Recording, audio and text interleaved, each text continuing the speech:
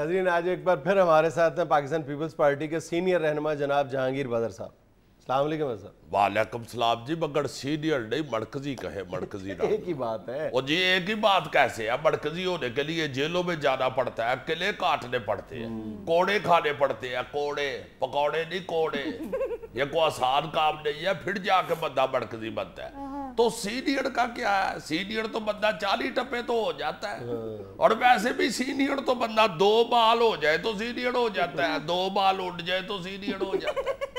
Senior को ऐसा को क्रेडिट नहीं है। असली क्रेडिट तो मरकजी होना है, सेंट्रल होना है या सेनेटर होना है। और बंदर दोनों ही आपको पता ही है। ये फरमाएं कि आजकल ये खबर बहुत गर्म है कि लाहौर पीपल्स पार्टी की सदारत के लिए आपका ग्रुप बहुत ज्यादा सरगर्म है। देखे जी, ये लाहौर की सदारत जो पीपल्स पार्टी की है वो बनती है हमारे ग्रुप की है। अच्छा। और ये जो आपने बात की है ये बहुत अच्छी बात की है। अल्लाह करे आपके प्रोग्राम की सीडी यहाँ अड़ जाए और यही जुमला जो है ये 30-40 मरतबा रिपीट हो, ताकि हमारी आला क़यादत तक भी ये फिक्रा पहुंच जाए। वैसे जो मौजूदा लाहौर की सदर है सबीना गुड़की साहबा, वो अपने हल्के में इस कदर महदूद होकर रह गई है कि वो सबीना गुड़की की बजाय सबीना गाड़की हो गई है। अच्छा। क्योंकि उन्होंने पीपल्स पार्टी को गाड़ तक महदूद कर दिया है। आई रिमेंबर व्हेन बदर वाज द सदर ऑफ पीपल्स पार्टी, उस वक्त लाहौर पीपल्स पार्टी का गार्ड हुआ करता था। अब तो पीपल्स पार्टी के लिए लाहौर गड़ा बन गया। लेकिन बदर साहब, जब लाहौर की सदारत आपके ग्रुप के पास थी तब भी तो पीपल्स पार्टी हार गई थी। नहीं, ये ना कहे, वो तो मैं हारा था इसलिए साढ़े हार गए थे। अच्छा। बाकियों ने मेरे साथ इजहार यकजहती किया था। अच्छा। वो क्या कहते हैं कि सदर के पाँव में सबका पाँव। वैसे तो अल्लाह के फजल से जो भुट्टो साहब के दौर में पीपल्स पार्टी का जोड़ो शोर था वही आज भी है, क्योंकि जियाला कभी नहीं टूटता। जियाला हमेशा पीपल्स पार्टी के साथ रहता है। एक जियाला नहीं टूटता और एक नायलन का नाला नहीं टूटता। उसे बेशक अदवैन में डाल लो, टूटेगा नहीं कभी।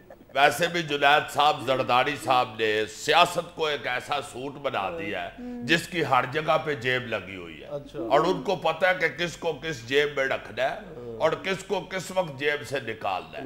ये नून लीग वाले जरदारी साहब के मुकाबले में सियासत नहीं कर सकते। इनको तो पता ही नहीं कि कहना क्या है। आप देखें ना कि पहले ये जनूबी पंजाब के सूबा बनने की हमायत करते रहे हैं, अब मुखालफत शुरू कर दी है। मगर एक बात मैं बता दूं जुनैद साहब, ये जो जनूबी पंजाब का सूबा बनने की आवाज है ना, ये कोई टूटी में से कतरा कतरा पानी गिरने की आवाज नहीं है जिसके सिर पे इट रख दे तो आवाज बंद हो जाती है। ये बड़े ढोल की आवाज है जो चौथी पांचवी गली में भी बाजड़ा हो तो घर में बंदे को कानों पे हाथ रखने पड़ते। अच्छा बदर साहब, आप लोगों ने बलदियाती इलेक्शन का तज़किरा शुरू कर दिया, वक्त तो जनरल इलेक्शन का, इस जनरल इलेक्शन कब होंगे फिर? बहुत अच्छे। ये जनरल इलेक्शन का आपने अगर पूछना है तो वो तो जनरल सेक्रेटरी से पूछे। जनरल सेक्रेटरी तो आप ही हैं। वो असल में मैं भूल जाता हूँ कि जनरल सेक्रेटरी तो मैं खुद हूँ। असल में इन्होंने जनरल सेक्रेटरी बिल्कुल नुमाइशी सा कर दिया है। जैसे इक़वाम मुत्तहिदा का जनरल सेक्रेटरी है ना, उसे कोई काम नहीं होता बाशिवाय इसके कि जो अमेरिका कहे उसकी हाँ में हाँ मिला दे।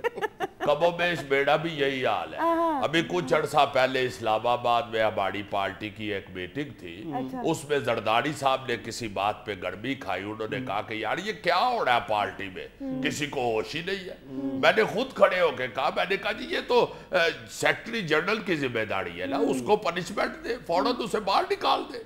जरदारी साहब ने फिर मुझे बाहर निकाल दिया।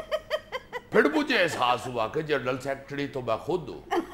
फिर मैं बाहर पार्किंग में एक थड़े पे बैठ के विजिटिंग कार्ड निकाल के बड़ी देर याद करता रहा कि जहांगीर बदर general secretary, general secretary Jahangir बदर, जहांगीर बदर general secretary, general secretary Jahangir बदर।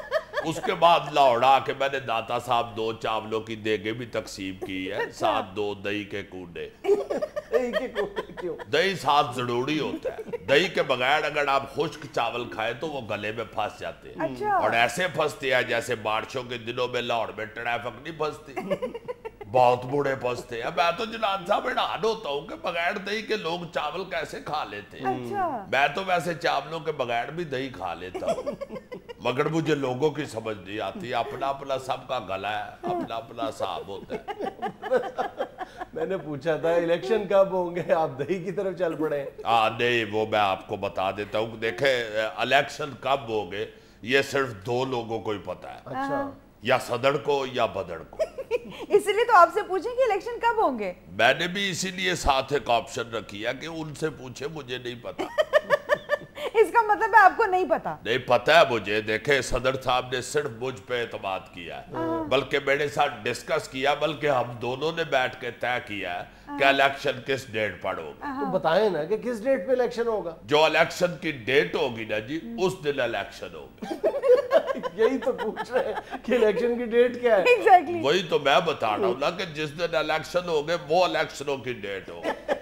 یہی تو پوچھ رہے ہیں الیکشن کس دن ہوگا؟ اور یو مین الیکشن کس دن ہوگے؟ جی دیکھیں یہ تو مجھے انہوں نے کانفیڈینشیل بتایا ہے، تو میں ویسے آپ کو ہنٹ دے دیتا ہوں۔ جس دن جگہ جگہ تمبو لگے ہوں گے نا، اور اکثر ویگنوں میں قیمے والے نان کھائے جا رہے ہوں گے، اور کافی جگہوں پہ لاؤڈ سپیکر بھی لگا ہوگا، اور سب سے بڑا ہنٹ یہ ہے کہ اس دن چھٹی ہوگی، اس دن الیکشن ہوگی۔ لیکن بدر صاحب الیکشن میں لوڈ شیڈنگ کے ایشو کا کیا کریں گے آپ؟ اسے ہی تو ہم نے الیکشن ایشو بنانا ہے۔ اچھا لوگ اسی وجہ سے تو ہمیں محبت سے انشاءاللہ ووٹ دیں گے۔ لوڈ شیڈنگ کی وجہ سے ووٹ دیں گے؟ جی یہ جو لوڈ شیڈنگ ہے یہ ہمیں ورثے میں ملی ہے، اور پیپلز پارٹی ایک ایسی جماعت ہے جو اپنے ورثے کی حفاظت کرتی ہے، ایک کلچرل پارٹی ہے، اپنے کلچر کے ساتھ اپنے ورثے کے ساتھ محبت کرنے والے لوگ ہیں۔ ہم نے یہ جو ورثہ ہمیں ملا ہے لوڈ شیڈنگ کا، اس میں ہم نے صرف اس کی حفاظت نہیں کی بلکہ اس میں بے پناہ اضافہ کیا ہے۔ تو میں سمجھتا ہوں کہ لوگوں کو چاہیے کہ ہماری ان خدمات کو مد نظر رکھتے ہوئے ہمیں ووٹ دے۔ یا لیکن بدر صاحب آپ کو پتہ ہے کہ آپ کے اس ورثے کی وجہ سے لوگ کس قدر پریشان ہیں؟ نہیں، پریشانی تو ہوتی ہے ورثے کی حفاظت کرتے ہوئے، دیکھیں مگر ورثے کو زندہ رکھنے کے لیے جو زندہ قومیں ہوتی ہیں وہ پریشانیاں جھیلتی ہیں۔ یہ دیکھ لیں جاپان پوری دنیا پہ چھایا ہوا ہے، مگر اپنے ورثے کی حفاظت کرنے کے لیے آج بھی زمین پہ سوتے ہیں۔ یہ زمین پہ سونا ان کا ورثہ ہے، اور وہ اس کی حفاظت کر رہے ہیں۔ ان بیچاروں کی کمروں میں دردیں نکل آئی ہیں، مگر انہوں نے زمین پہ سونا نہیں چھوڑا، اور زمین پہ سونا کو آسان کام نہیں ہوتا، اس کے لیے بھی بڑی پریشانیاں اٹھانی پڑتی ہے۔ زمین پہ سوئے ہوئے بندے کو اگر ککی کیڑی لڑ جائے تو بڑی تکلیف ہوتی ہے، اور میرا خیال ہے کہ یہ جو ان کے ناک چپٹے ہیں یہ بھی زمین پر سونے کی وجہ ہے۔ وہ کیسے؟ الٹا ہو کے زمین پر سوئے تو ناک پھنس جاتا ہے۔ ناظرین یہاں میں لینا ایک چھوٹا سا وقفہ، ہمارے ساتھ رہیے گا۔